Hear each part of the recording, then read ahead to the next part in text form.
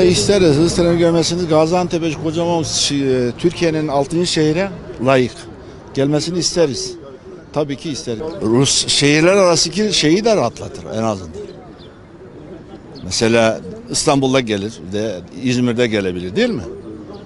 Tabii ki Antep'e daha şeye mal olur. Ucuza mal olur tabii ki.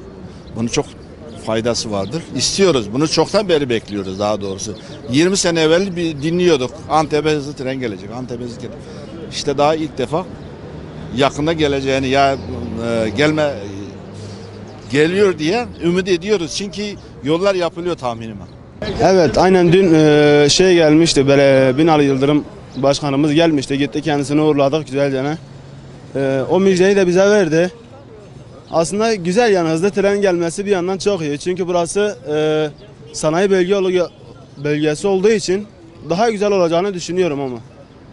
Dediğim gibi bu normalde sanki 5 sene 10 sene önce gene söylemişlerdi hızlı trenin geleceğini ama bir türlü gelmedi. Ama en güzel müjdeyi dün Binali Yıldırım başkanımız verdi zaten. Hem girişler çıkışlar trafik biraz daha açılır, biraz daha hızlı ilerler, yani adı üstünde hızlı tren sonuçta. Öyle yani, en azından şehirler arası bildiğim kadarıyla gidip gelirler. Evet, yani o yüzden daha güzel olur. Hem maliyetli de olur, yani bize uygun maliyetli olur yani bize de. Bekleme sırası falan olmaz. Gidip geliriz işte, hızlı trendir yani sonuçta.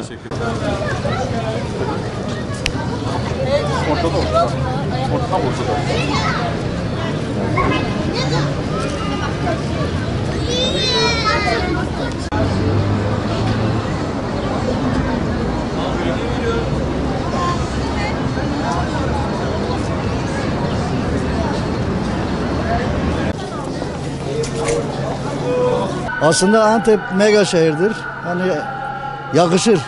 Güneydoğu bölgemizin İstanbul'udur. Her tarafı iyi olur. Mutlaka büyük şehri hızlı tren rahat etmez mi? Rahat ettirir. Bu habere sevindik yani bütün Antepler. İnşallah Antep'imiz için lazım. Çünkü ulaşım sıkıntıydı. İnşallah hızlı trenle birlikte diğer şehirlere daha rahat ulaşım olacaktır. Ülkemizin geleceği açısından güzel bir yatırım olur inşallah.